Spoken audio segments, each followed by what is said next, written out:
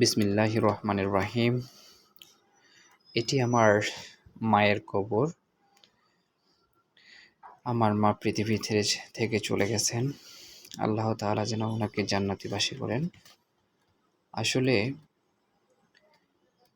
কল্পনা করুন, এমন এক জায়গা এটি যেখানে শহরের সব কোলাহল, ব্যস্ততা আর অহংকার এসে থমকে যায়। জায়গাটির নাম কবরস্থান।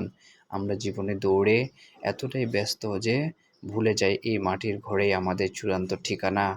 কবরস্থানের এই নীরবতা আসলে নীরব নয়, এটি আমাদের সাথে কথা বলে। এখানে শুধু শুয়ে আছেন ধনাঢ্য ব্যবসায়ী, ক্ষমতাধর শাসক আর সাধারণ মানুষ, সবাই সমান।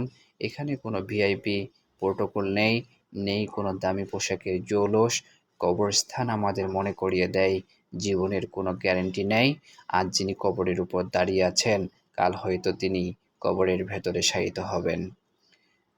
তাহলে আমরা সম্পদ জমা করি, অট্টালিকা বানাই, কিন্তু কবরের ৫ থেকে ৬ হাতের এই জায়গাটির জন্য কতটা প্রস্তুতি আমরা নিতে পেরেছি?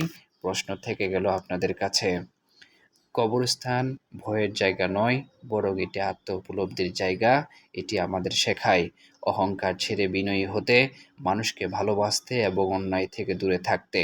মরণ একদিন আসবেই, সম্পদ, পরিবার সব রেখে একা যেতে হবে সেই চিরস্থায়ী ঠিকানায়।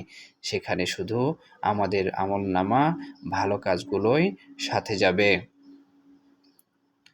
তাই সময় থাকতে সচেতন হন।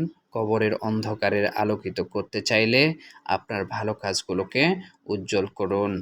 ধন্যবাদ।